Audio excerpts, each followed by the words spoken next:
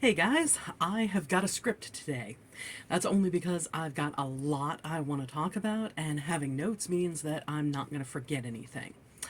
So, I want to talk about what is arguably my favorite Marvel movie. I say arguably because I am physically incapable of actually picking a favorite anything. Case in point, I've got 5 videos about my favorite books from 2020, so if you want to go watch them, check them out. Anyway, it's probably a hot take, but it's Age of Ultron. When this video, when this was the video I decided to do, I knew I had to do a deep dive and really explain my reasoning instead of just going off the cuff like I have for all my previous videos.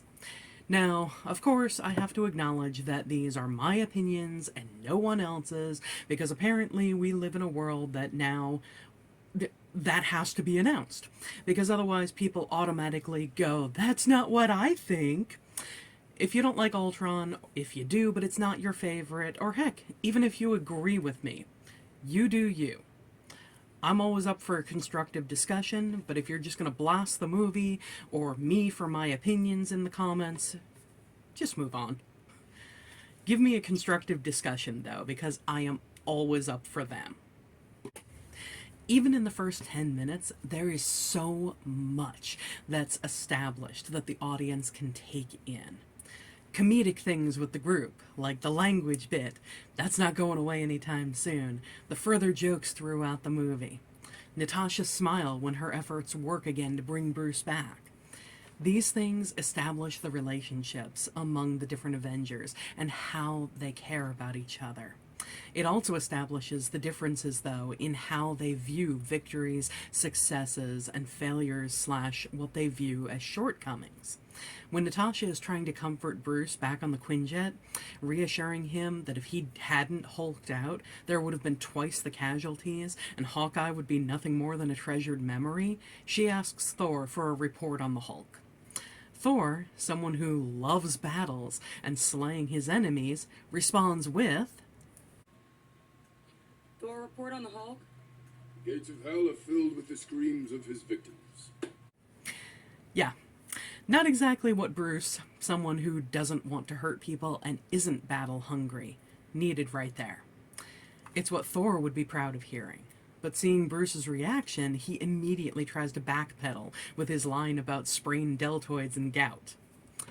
When Tony has this hallucination after Wanda works her magic on him, it's Cap who speaks to him, wanting to know why he didn't do more, that Tony could have saved them. Not only does it show that despite the antagonistic nature between the two, they truly respect one another, it sets up something that I'm sure Tony remembered years later for Endgame, and is also arguably the driving force behind why he so desires for all of them to sign the Sokovia Accords in Civil War. He wants to do more. He wants to make sure he's doing everything possible so that they can be the superheroes they need to be, but fewer, if any, civilians will be hurt or killed in the crossfire, because it's so hard, if not impossible, for them to police themselves when they're fighting whatever enemy. One of the best things about Cap is that he so easily sees things from other people's perspectives, which is actually a downfall of Tony's, because he doesn't. Or if he does, he regularly dismisses those viewpoints because he thinks he's on to something better. Hence the entire movie, pretty much, because he decides that creating Ultron, or creating what his vision of Ultron was more important than having the discussion about the morality of it. Cap easily grasps why Wanda and Pietro volunteered for Strucker's experiments, and their likely motivations behind it, with just a couple exchanges of dialogue with Maria Hill. You're gonna show up again. Agreed. File says they volunteered for Strucker's experiments. It's nuts. Right. What kind of monster would let a German scientist experiment on them to protect their country? We're not at war, Captain. They are. Respect towards women is also a running theme in these movies, though I'll admit it can depend on which character you're talking about and when. But after the Avengers get back to base and Dr. Cho is healing Clint, the simple look of admiration for her intelligence from Bruce when he says that she's creating new tissue in order for Clint to heal is obvious. And I love that there are examples of that in this and other Marvel movies. Too often, women are relegated to the background or are only seen as people who need to be saved, or they're the damsels in distress in superhero movies. But here, these women have agency. They are smart, they're sarcastic, they're cunning, and that is a great message because the superhero franchise isn't just for guys. The movie also touches on a very important debate that is decades old, probably at least leading back to Asimov with iRobot. People, whether they're people in power or regular civilians, have their own specific ideas about what peace looks like, about what right and wrong and good and evil look like. Sometimes people agree. And sometimes we get mass genocides like the Holocaust during World War II because someone has decided that there are humans definitively superior to others. As shown in World War II, sometimes these people are hard enough to defeat.